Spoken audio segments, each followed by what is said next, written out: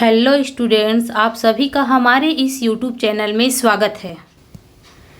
कल हमने आपको संयोजकता निकालना सिखा दिया था कि संयोजकता कैसे निकालते हैं। आज हम उसी के बारे में थोड़ा और चर्चा कर लेते हैं। चलिए देखते हैं। सबसे पहले हम देखेंगे हाइड्रोजन। हाइड्रोजन का क्या होता है? परमाणु क्रमांक वो 1 होता है। क्या होता है? हाइड्रोजन का परमाणु क्रमांक 1 होता है। और इसके जो कक्षक कितने होते हैं? इसका जो इलेक्ट्रॉनिक विन्यास होता है वो क्या होता है? केवल और केवल 1 होता है। तो इनके बाहरी कक्षा में कितने इलेक्ट्रॉन हो गए? केवल 1 इलेक्ट्रॉन हो गए। तो क्या होता है, जो 1 इलेक्ट्रॉन है यही इनकी क्या हो जाती है? संयोजकता हो जाती है। इसी तरह से हीलियम होता है। हीलियम क्या होता है? हीलियम के परमाणु क्रमांक 2 होता है और इसका इलेक्ट्रॉनिक विन्यास निकालते हैं। तो सबसे पहले इसका जो पहली कक्षा होती है उसमें कितने इलेक्ट्रॉन आते हैं? 2 इलेक्ट्रॉन आते हैं। और इनके जो बाहरी कक्षक हैं, तो बाहरी कक्षक में क्या होता है? 1 भी इलेक्ट्रॉन नहीं है, क्योंकि पहली कक्षक में तो अधिकतम 2 इलेक्ट्रॉन आ सकते थे, तो यहाँ पर 2 इलेक्ट्रॉन आ गए हैं। अब दूसरी कक्षा में 1 भी इलेक्ट्रॉन नहीं है, इसीलिए जो हीलियम है उनकी संयोजकता क्या होती है? 0 होती है।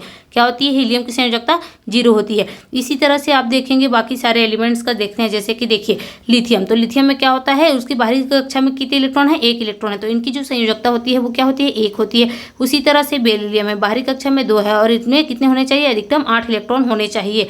तो क्या कर सकता है? ये 6 इलेक्ट्रॉन तो ले नहीं सकता है, क्योंकि 6 इलेक्ट्रॉन लेने में बहुत ज़्यादा एनर्जी लगती है। तो इसलिए क्या करेगा? ये 2 इलेक्ट्रॉन का क्या है?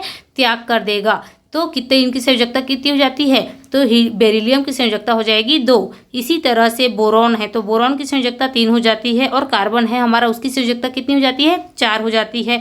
नाइट्रोजन की संयोजकता कितनी हो जाती है? 5 हो जाती है, क्योंकि इनको अपने अष्टक पूर्ण करने के लिए कितने इलेक्ट्रॉन की आवश्यकता है? 3 इलेक्ट्रॉन की आवश्यकता है, क्योंकि इनके बाहरी कक्षक में 5 इलेक्ट्रॉन है और इसको अष्टक बनाने के लिए 3 इलेक्ट्रॉन की आवश्यकता है। इसीलिए इनकी संयोजकता कितनी हो जाएगी? 3 हो जाएगी। और ऑक्सीजन की संयोजकता होती है 2। और हमारा फ्लोरीन है, इसकी संयोजकता होती है 1। और नियोन है, नियोन की संयोजकता 0 क्यों होती है? क्योंकि देखिए इनकी बाहरी कक्षक में 8 इलेक्ट्रॉन है, यानी कि इसका अष्टक पूर्ण है। तो इसे ना तो किसी से इलेक्ट्रॉन लेना है और ना ही किसी को इलेक्ट्रॉन देना है, इसीलिए इनकी जो संयोजकता है वो क्या होती है? 0 होती है। जैसे सोडियम का देखते हैं। सोडियम में क्या होता है? इनकी बाहरी कक्षक में कितने इलेक्ट्रॉन है? 1 इलेक्ट्रॉन है। तो इसको क्या करना है? इनके 1 इलेक्ट्रॉन को ये क्या करेगा? किसी भी दूसरे परमाणु को डोनेट कर देगा। तो इसकी संयोजकता कितनी हो जाएगी? 1 हो जाती है। इसी तरह से हमारा मैग्नीशियम है, तो मैग्नीशियम के बाहरी कक्षक में 2 इलेक्ट्रॉन है, तो ये क्या करेगा? 2 इलेक्ट्रॉन को डोनेट कर देगा, यानी कि त्याग देगा।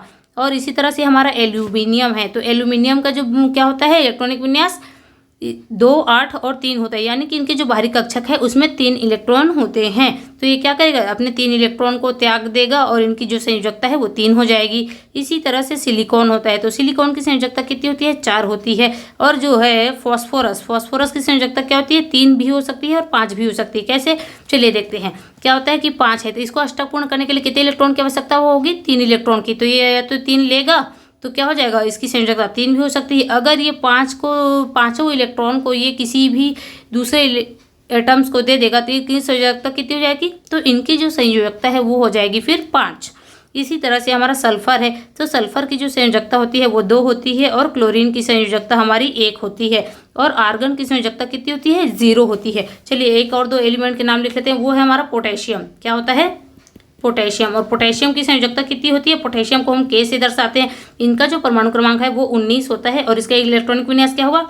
2, 8, 8 और 1 होगा। कितना होगा? देखिए पहले 2 और 8 10 हो गया, 18 और 1 19। ये इसकी क्या है?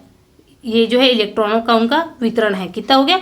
2, 8, 8 और 1 कितना हो गया? यहाँ से 10 हो गया और ये 1, 8 और 1 9, 19 हो गया। तो इनके बाहरी कक्षक में कितने इलेक्ट्रॉन है? 1 इलेक्ट्रॉन है। तो क्या करेगा? 1 इलेक्ट्रॉन को ये त्याग देगा और इसकी जो पोटेशियम की संयोजकता है वो कितनी हो जाएगी? पोटेशियम की संयोजकता भी 1 हो जाएगी। इसी तरह से देखते हैं कैल्शियम। इसका देखेंगे कैल्शियम का। तो कैल्शियम की जो संयोजकता होती है वो कितनी होती है वो देख लेते हैं। तो सबसे पहले हम कैल्शियम का संकेत देखते हैं। Ca होता है, इसका परमाणु क्रमांक होता है 20। ये सारी चीज़ें मैंने आपको पहले ही करवा रखी है। तो चलिए इसका इलेक्ट्रॉनिक विन्यास भी देख लेते हैं। क्या होगा? 2, 8, 8 और 2 होगा। तो इसके बाहरी कक्षक में कितने इलेक्ट्रॉन है? इनकी बाहरी कक्षक में 2 इलेक्ट्रॉन है। और इसको अष्टक पूर्ण करने के लिए कितने इलेक्ट्रॉनों की आवश्यकता होती है? 8 इलेक्ट्रॉनों की आवश्यकता होती है। तो इतना तो इलेक्ट्रॉन ले नहीं सकता, इसलिए क्या है? 2 इलेक्ट्रॉनों को ये त्याग देता है। तो इसकी संयोजकता कितनी हो जाएगी? 2 हो जाएगी।